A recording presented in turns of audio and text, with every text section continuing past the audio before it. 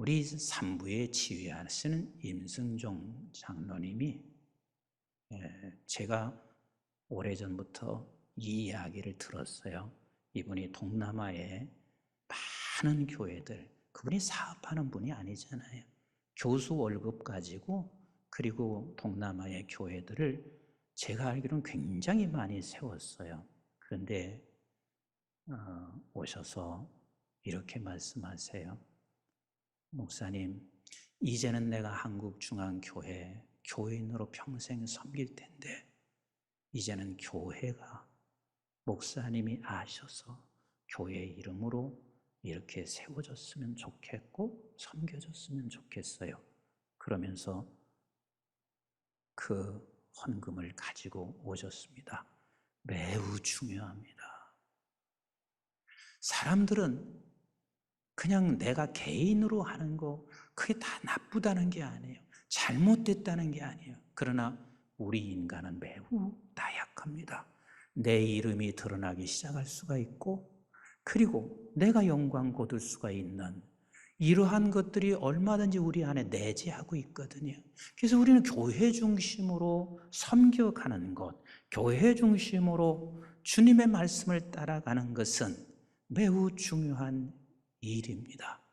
그런데 이렇게 우리가 살아가는 아름다운 교회의 모습으로 가려면 제일 기본되는 게 성경을 사사로이 풀어서는 안 된다는 거예요.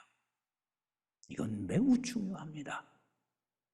그래서 말씀을 전하는 자도 성경을 사사로이 풀 수가 없는 것이고 말씀을 듣는 분들에게도 내 개인의 감정을 집어넣어서 이 성경을 사사로이 풀어 받아들여서는 안 되는 거예요. 만약에 그렇게 되면 성경을 풀기는 풀었는데 망하는 자가 된다는 사실을 결코 놓쳐서는 안 되거든요. 우리 한번 베드로후서 1장 20절로 21절 말씀을 같이 보도록 하겠습니다. 시작. 먼저 알 것은 성경의 모든 예언은, 여기서 말하는 예언은 앞일을 말하는 예언을 말하는 게 아니라 성경 전체를 말씀하시고 있습니다. 성경의 모든 예언은 사사로이 풀 것이 아니니. 왜 사사로이 풀어서는 안 되냐면 21절 시작. 예언은 언제든지 사람의 뜻으로 낸 것이 아니다. 그렇습니다.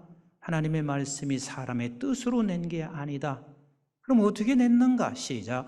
오직 성령의 감동하심을 받은 사람들이 하나님께 받아 말한 것이니라. 그러니까 성령이 말씀하신 것을 하나님의 사람이 받아서 그것을 기록한 것이고, 또한 목회자나 우리 믿음의 백성들 역시도 마찬가지예요. 하나님께서 사사로이 성경을 풀어서 전할 수도 없고 또 하나님의 말씀을 받을 때도 내 개인적 감정과 사사로이 이것을 받아들여서도 결코 안 되는 일입니다. 그러면 어떻게 우리는 성경을 풀어가야 되며 어떻게 또 성경을 우리는 받아들여서 살아가는 것이 이것이 중요한 것인지 오늘 베드로 후서 1장은 너무 잘 말씀하시고 있습니다. 자, 16절 같이 한번 보겠습니다. 시작. 우리 주 예수 그리스도의 능력과 강림하심을 너희가 알게 한 것이 교모에 만든 이야기를 따른 것이 아니요 우리는 그의 크신 위엄을 친히 본 자라. 지금 베드로 사도가 이렇게 말을 하고 있습니다. 내가 지금 예수 그리스도에 관하여 그가 부활하고 승천하셨던 이 사건에 대하여 내가 교모하게 꾸며서 너희들에게 말을 하는 것이 아니다. 만약에 그렇다면 이건 권위가 없는 것이다. 그러면 어떻게 해서 이것을 내가 말을 하고 있는가? 지금 베드로 사도는 그 모든 교회들에게 이것을 권면하고 오늘도 우리에게 동일하게 권면하고 계세요. 우리 한번 17절, 18절 같이 봐요. 시작. 지극히 큰 영광 중에서 이러한 소리가 그에게 나기를 이는 내 사랑하는 아들이요 내 기뻐하는 자라 하실 때에 그가 하나님 아버지께 존귀와 영광을 받으셨느니라. 이 소리는 우리가 그와 함께 거룩한 산에 있을 때에 하늘로부터 난 것을 들은 것이니라. 지금 내가 얘기하는 것은 그냥 한 게 아니야. 나는 봤어. 벼나산에서 그걸 봤다. 그 벼나산에서 이 사건을 보낼 때 하늘에서 나기를 이는 내 사랑하는 아들이야. 내 기뻐하는 자야. 그는 보고 그리고 듣고 이것을 가지고 있다 그 말입니다. 그래서 내가 말하고 있는 이것이 권위가 있다는 이야기예요. 권위가 있다는 이 말은 너도 역시 사사로이 생각하지 말고 그것을 받거나 받지 못하는 사람이 아니라 이 권위 있는 말씀을 네가 받아들여라. 그래서 성경은요 분명히 역사적 근거를 가지고 있다 그 말이에요. 성경을 풀어갈 때는 역사적 근거를 가지고 성경을 풀어간단 말이에요. 나는 지금 벼나산에서 본 증인이다. 증인으로 너에게 전한다. 그런데 그것만으로는 성경을 사사로이 풀지 않는 게 아닙니다. 우리 19절 같이 읽어보겠어요. 시작. 또 우리에게는 더 확실한 예언이 있어 어두운 데를 비추는 등불과 같으니 날이 새어 햇볕이 너희 마음에 떠오르기까지 너희가 이것을 주의하는 것이 옳으니라. 두 번째는 뭘 말하고 있냐면 어두운 데에 비추는 등불같이, 다시 말하면 성령이 증언하신다 그 말이에요. 성령이 증언하신다. 그래서 하나님의 말씀을 우리가 증언할 때나 하나님의 말씀을 받을 때나 동일한 사건, 내가 역사적으로 분명하게 수많은 사람들이 증언하고 있는 것, 그리고 두 번째는 성령이 나에게 증언하는 것. 그래서 어두운 곳에 등불이 켜진다는 이야기는 너무 분명하게 성령이 내 안에 증언하시는 것입니다. 마틴 루터나 칼빈이나 존 낙스나 웨슬리는 이런 중요한 얘기를 했습니다. 성경을 사사로이 풀지 말아라. 이 말을 여러분 목사만 지금 해당하는 게 아니에요. 여러분들이 지금 말씀을 들으면서도 사사로이 이 말씀을 내가 풀어 듣고 있으면 안 돼요. 성경이 깨달아지지 않을 때는 억지로 풀지 말아라. 내가 억지로 풀지 않아도 하나님의 말씀은 이루어지고 있다.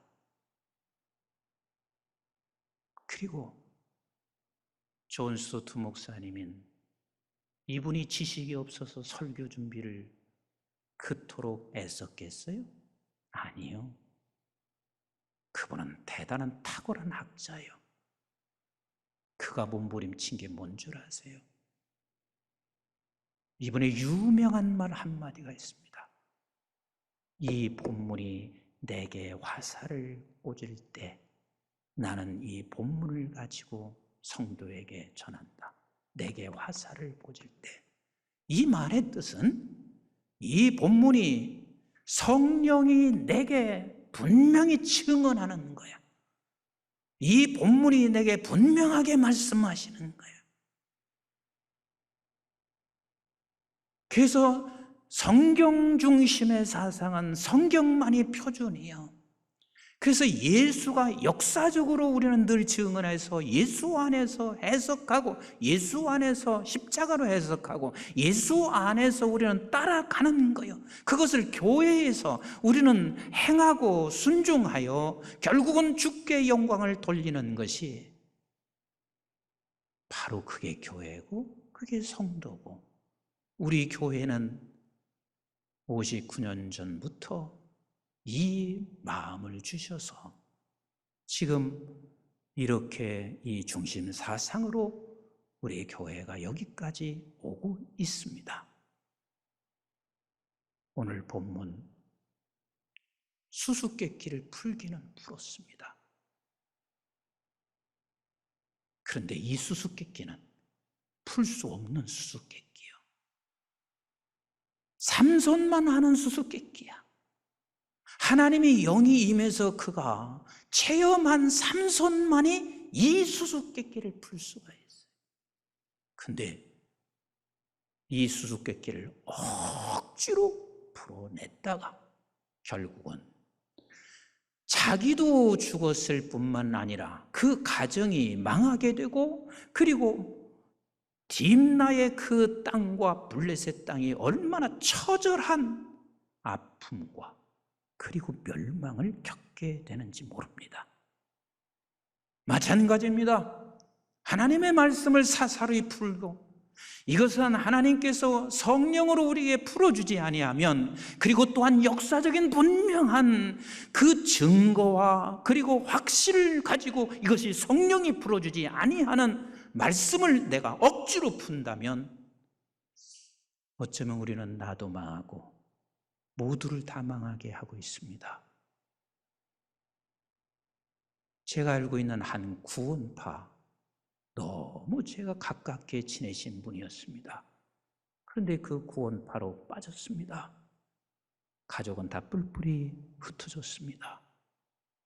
그리고 본인도 망하고 가정도 망하고, 그것으로 인해서 형제간도 너무 힘들게 만들고 모두를 다 힘들게 만들었습니다.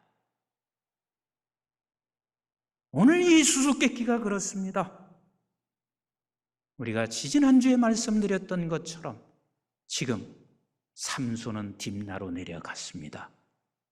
그리고 딥나의 여인과 결혼하기 위해서 첫 번째 갔을 때 사자를 염소처럼 찢었습니다. 하나님의 영이 임하니. 그리고 두 번째 내려갈 때 내가 잡았던 사자가 어떻게 됐을까 궁금해서 갔는데 거기에 벌떼가 있었고, 그리고 거기에 꿀이 있었습니다. 꿀을 먹었으니 얼마나 맛이 있었겠어요. 그래서 딥나에 내려가서 그 여인에게, 여인들 이제 모여서 결혼식을 하고 있을 그때 이렇게 수수께끼를 냈습니다. 먹는 것에서 먹는 것이 나오고 강한 것에서 단 것이 나오는 게 그게 무엇이냐? 죽었다 깨나도 그건 풀 수 없는 답이에요. 죽었다 깨나도 못 풀어요. 경험한 자, 체험한 자, 하나님의 영이 임해서 그것을 경험한 자만이 이 수수께끼를 풀 수 있어요. 그런데 이젠 시간은 다가오고 있었어요. 왜? 내 길을 걸었거든. 내 길을 걸었기 때문에 이 목표를 향해서 저들은 무슨 방법을 써서라도 이 내 길을 한 것에 대해서 내지 않기 위해서 무슨 방법을 써서라도 이걸 풀어내야 돼요. 그래서 결국은 딥나의 여인에게 와서 협박을 하기 시작합니다. 안 가르쳐주면 너의 남편 된 삼손에게부터 이것을 받아내지 아니하면 너희 집을 다 불살라 버릴 거야 하면서 협박하기 시작해요. 그래서 딥나에 있는 이 여인은 얼마나 졸랐는지 울고 또 당신이 나를 진짜 사랑하는 게 맞느냐 협박도 하고 억지로 그것을 받아냈습니다. 그때 이렇게 18절 말하고 있습니다. 우리 한번 18절 말씀 같이 봐요. 시작. 일곱째 날 해 지기 전에 성읍 사람들이 삼손에게 이르되 무엇이 꿀보다 달겠으며 무엇이 사자보다 강하겠느냐 한지라. 삼손으로부터 이 답을 얻었어요. 무엇이 꿀보다 달며 무엇이 사자보다 강하겠느냐. 그랬더니 그 답을 내는 그들을 향해서 삼손이 이렇게 말했습니다. 시작. 삼손이 그들에게 이르되 너희가 내 암송아지로 팥 깔지 아니하였더라면 이것은요 얼마나 너희들이 이 암송아지, 이 딥나의 여인을 얼마나 달달 볶지 않았으면 너희들이 무슨 이 수수께끼를 풀 수 있냐? 너희들은 절대로 수수께끼를 풀 수 없어. 이렇게 지금 말을 하고 있습니다. 그 수수께끼를 결국은 풀었는데 어떤 현상이 벌어졌나요? 우리 한번 그 다음 19절부터 같이 읽습니다. 시작. 여호와의 영이 삼손에게 갑자기 임하시매 삼손이 아스골론에 내려가서 그곳 사람 30명을 쳐 죽이고 노략하여 수수께끼 푼 자들에게 옷을 주고 심히 노하여 그의 아버지의 집으로 올라갔고 그랬습니다. 난 밖에 나가가지고 저희 동네 그렇게 막 모였던 사람들을 그냥 다 쳐 죽여서 30명을 죽이고 겉옷 30벌 그리고 배옷 30벌을 갖다가 이젠 저들에게 주고 난 후에 20절 같이 봐요. 시작. 삼손의 아내는 삼손의 친구였던 그의 친구에게 준바되었더라. 너와 같은 사람하고 내가 못 살지. 그래서 그 딥나의 여인은 그냥 저들에게 줘버렸습니다. 그리고 나서 15장에 들어가 보면 그 블레셋은 쑥대밭이 됐습니다. 쑥대밭이 됐습니다. 수수께끼 풀고 망했어요. 수수께끼 풀고 망했어요. 우리 교회가 끝까지 가야 할 게 뭔 줄 아세요? 세상이 어떻게 변한다 할지라도 우리는 성경 중심과 예수님 중심과 교회 중심으로 가셔야 돼요. 왜 중세 교회들이 그렇게 다 멸망한 줄 아세요? 여기서 벗어났기 때문에 그렇습니다. 성경은 결단코 사사로이 풀 수 있는 게 아닙니다. 마태복음 13장 34절로 35절은 그렇게 말씀하시고 있습니다. 성경은 모든 말씀이 다 비유로 말씀하셨다. 숨겨져 있습니다. 우리의 인간의 힘으로 그게 풀려지는 게 아닙니다. 그런가 하면 계시록 5장 1절에는 하나님께서 그것을 인으로 봉했다고 말씀하시고 계십니다. 그래서 우리는 비록 역사적 근거가 있고 역사적으로 많은 사람들이 이렇게 해석을 했다 손치더라도 우리는 반드시 그때그때 성령이 내 안에서 증언해 주셔야만 반드시 그것이 성경 중심이고 그게 예수 중심이 되는 것이에요. 우리가 말씀을 증거하는 목사에게도 늘 그래서 이렇게 두렵고 떨리는 마음으로 하나님의 말씀을 해석하고 증언해야 되지만 말씀을 받는 사람도 동일합니다. 임 목사가 미우니까 사사로이 생각해서 사사로이 풀어버리고 아니면 저건 내 얘기가 아니고 다른 사람 얘기라 해서 사사로이 본인이 해석하고 풀어내고 이러면 자기가 풀었는데 그게 망하는 길이에요. 우리 한번 빌립보서 2장 12절 말씀 같이 한번 읽어보겠습니다. 시작. 그러므로 나의 사랑하는 자들아 너희가 나 있을 때뿐 아니라 더욱 지금 나 없을 때에도 항상 복종하여 두렵고 떨림으로 너의 구원을 이루라. 그렇습니다. 우리 두렵고 떨림으로 하나님의 말씀을 풀어가는 것이고 두렵고 떨림으로 하나님의 말씀을 받아서 우리는 그것을 통해서 구원을 이루어가는 거예요. 성령을 거부하는 게 얼마나 무서운 죄인 줄 아세요? 사사로이 불면서 성령을 거부하고 내 스스로 사사히 풀어내는 게 그것을 풀어받는 게 얼마나 무서운 줄 아세요? 우리 한번 사도행전 5장 너무 잘 알고 있는 말씀이지만 1절부터 3절 같이 읽어봐요. 시작.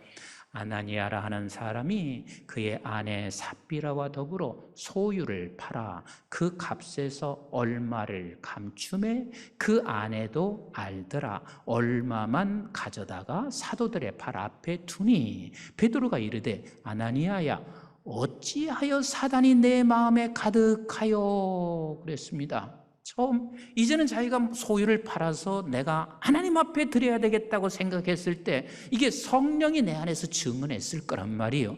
그런데 시간이 흘러갔습니다. 돈을 만지고 있습니다. 그랬더니 사단이 그에게 들어왔습니다. 사단이 들어와서 이거 너무 아깝거든요. 그래서 덜 바치고 싶거든요. 그래서 거기서 그가 다 드려지지 않게 됩니다. 그때 사단이 내 마음에 가득하여 같이 합시다. 시작. 내가 성령을 속이고 땅값 얼마를 감추었느냐. 성령을 속이고 성령이 증언하는 것을 속이고 네가 땅값을 감추지 않았느냐. 저희 교회도 가끔 우리 성도님들이 이렇게 찾아오십니다.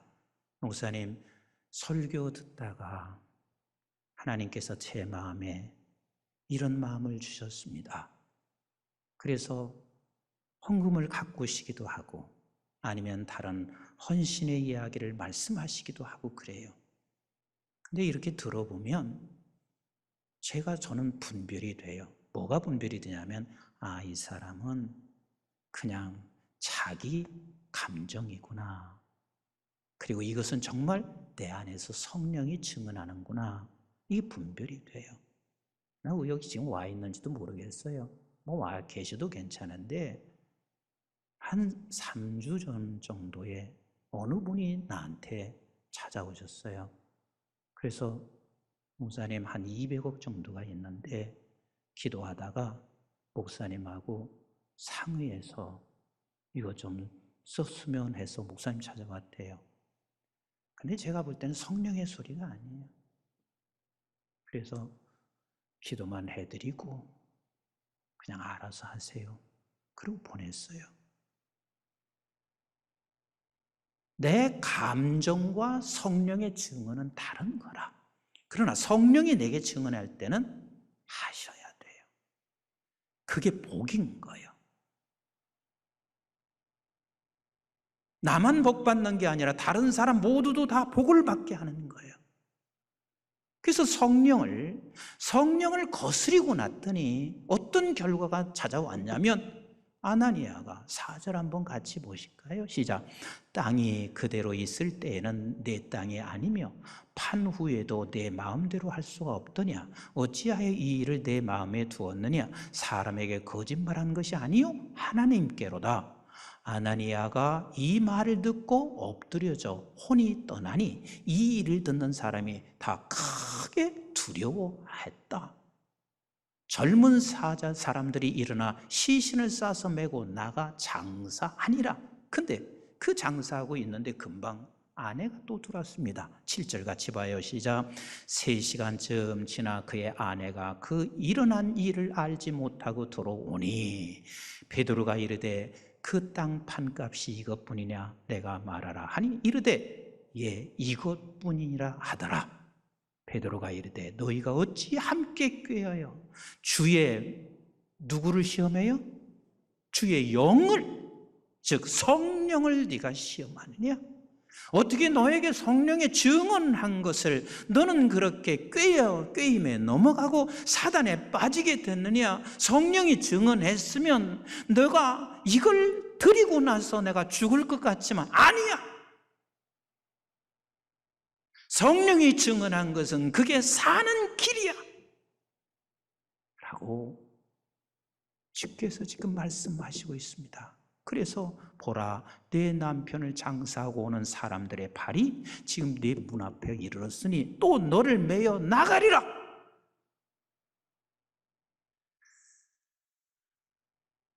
사랑하는 성도 여러분, 담임 목사인 저도